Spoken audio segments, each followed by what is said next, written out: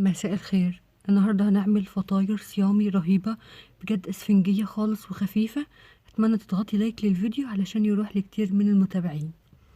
اول حاجة معايا كوباية مية دافية، ضفت عليها معلقة سكر، وهضيف عليها نص معلقة خميرة فورية، وهبدأ ادوب الخميرة بالسكر في المية الدافية، ادوبهم كويس.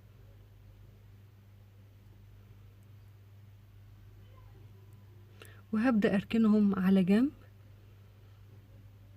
طبعا الكمية الحلوة دي من نص كيلو من الدقيق، ده نص كيلو من الدقيق هبدأ انخله. طبعا انا عاملة وصفات كتير من نص كيلو من الدقيق، اشكال كتير للمخبوزات وانواع يعني كتيرة، في انواع كتير قوي وحاجات حلوة خالص هتلاقوها في صندوق الوصف كلمة المزيد. هتلاقوا وصفات كتير من نص كيلو دقيق وكمية حلوة قوي. انا نخلتهم كده، هضيف معلقة سكر، وهضيف ربع معلقة ملح، وهضيف فانيليا،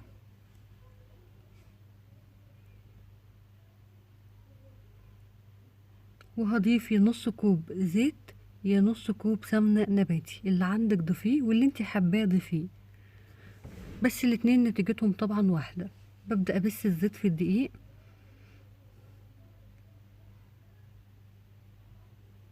كمان هقولك طريقة التسوية اللي بتخلي الفطاير معاكي خفيفة واسفنجية وتقعد معاكي كام يوم، تبقى طرية وحلوة. بس تابعي الفيديو للآخر. انا خلاص كده بسيت الدقيق في الزيت كويس. هبدأ اضيف كوباية المية بالخميرة.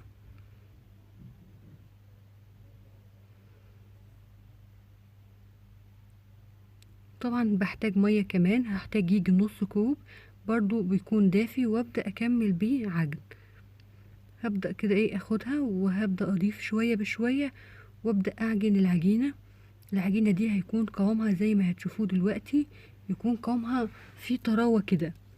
يعني بصوا، ما تكونش ناشفة، تكون فيها طراوة زي ما انت شايفة كده. انا هوريكي كمان، هشدها واوريكي قد ايه. بصي بتنزل كده، بصي بسهولة فيها طراوة ازاي، شايفين؟ هبدأ كده المها كمان عجنة كده خفيفة، وهي خلاص كده انا عجنتها كويس. بس ايه، هديها كده ايه، المها في بعض كده، وهبدأ اغطيها، اجيب غطا واسيبها تختمر. دلوقتي الجو حر، هسيبها ساعة ونص وهرجع لكم. بصوا بعد ساعة ونص بتكون اختمرت معاكي. هبدأ كده ايه افضيها، وانت بتفضيها ايه فش الخمر بتاعها كده، وتفضيها كده في الصينية اللي هتشتغلي فيها. وهبدأ ادهن كده ايه الصينية بأي مادة دهنية عندك، زيت بتدهنيها كده علشان الكور بتاعتنا ما تلزقش فيها.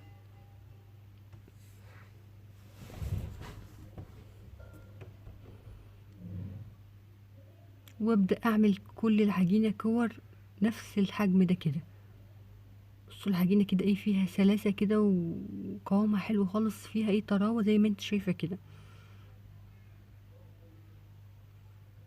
ببدأ كده اظبط كل الكور قد بعض. كل كورة من دول طبعا هتكون المثلث بتاعنا، اللي هو الفطاير بتاعتنا السهلة خالص، اللي تشكيلها في منتهى السهولة هتشوفوه دلوقتي. بصوا كل الكور طبعا ايه بغطيها بكيس بلاستيك علشان ايه ما تنشفش منك. كل الكمية طبعا هعملها بنفس النظام كده. انا خلاص خلصتهم وغطيتهم، وهبدأ ايه ادهن الصواني مسحة خفيفة خالص من الزيت. وهدهن، هي طبعا الكمية دي هتعملي 3 صواني، وهبدأ ادهن الصواني كده. ادهنها كويس، حتى الاحرف انا بدهنها علشان مفيش اي حاجة تلزق فيها. بس كده خلاص. هبدأ اجيب اول كورة عملتها، وهبدأ ادهن برضو ايه مكان الكورة كده اللي هشكلها فيها كده المكان. وهبدأ ايه الكورة كده بطة خفيفة خالص، بقت الدايرة خلاص، هي بإيدك كده بطة خفيفة بتبقى ايه شكل الدايرة. بقلبها كده، وهبدأ اضيف حشوة جبنة نباتي لو عندك. طب مفيش جبنة نباتي هنعملها سادة، بجد السادة بتبقى حلوة يعني، او اي حشوة كمان انت حباها، مش لازم الجبنة النباتي، اي حاجة انت حباها ايه بتضيفيها. ببدأ ايه تقفلها بقى ازاي كده، نص الدايرة بقفله بالشكل ده كده، والنص التاني بقفله كده.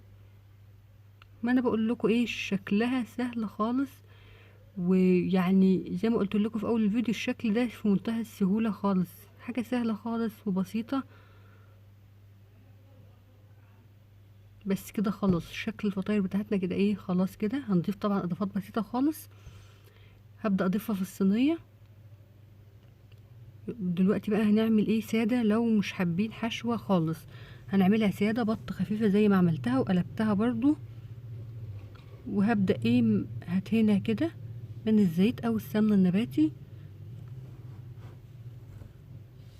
وهبدأ برضو اقفلها، بقفلها النص دايرة كده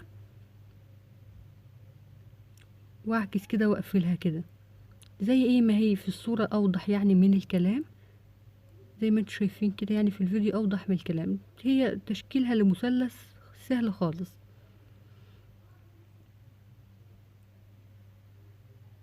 وهبدأ برضو اضيفها في الصينية، هعمل الكمية كلها. بصوا انا عملت الكمية كلها، وهبدأ اغطيها بكيس بلاستيك واسيبها من ربع لتلت ساعة كده لحد ايه ما يتضاعف حجمها كده في الصواني. هبدأ اعمل لها ايه بقى، هدهن بحاجة بسيطة خالص، ربع كوب من المية عليه معلقتين سكر، ده اللي هندهن بيه وهيطلع لك نتيجة حلوة خالص بجد. حاجات بسيطة وبتطلع نتيجة حلوة قوي وهتعجبكم كمان. وهبدأ كده ادوبهم كويس، وهبدأ طبعا ادهن بيهم الفطاير. كمان هقولك على طريقة التسوية دلوقتي اللي تخلي الفطاير دي ايه حلوة معاكي خالص وايه خفيفة كده وبتقعد معاكي كذا يوم طرية. الاول بس هندهن الفطاير كلها كده الاول.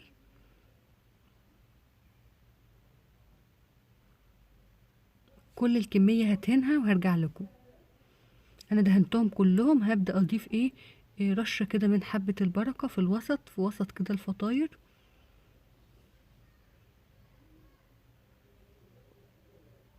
دلوقتي بقى بكون ايه مسخنة الفرن، بتدخلي الفطاير بتاعتك دي على اول رف في مش في الشبكة، الشبكة هينشفوا في اول رف خالص. المخبوزات بتخش على اول رف والفرن سخن، مش هتاخد معاكي ال10 دقايق، وترفعي على الشواية وهتطلع زي دي. برضو الصينية التالتة برضو نفس النظام، بدخلهم مع بعض التلاتة، واللي تطلع على طول دي اول ما استوت طلعت على الشواية، وعلى طول بدهنها بايه، بالدهان المية بسكر، من هيديها لمعة وبيديها ايه طراوة. بمشي عليها كده بالفرشة بس كده، دهنة خفيفة خالص بس كده. بصوا بقى الطراوة، بصوا بجد ايه حاجة كده حلوة خالص للفطار او للعشاء. اتمنى تضغطي لايك للفيديو عشان يروح لكتير متابعين. بجد حاجة سهلة وبسيطة خالص وطعمه كمان هيعجبكم، اتمنى تجربوه.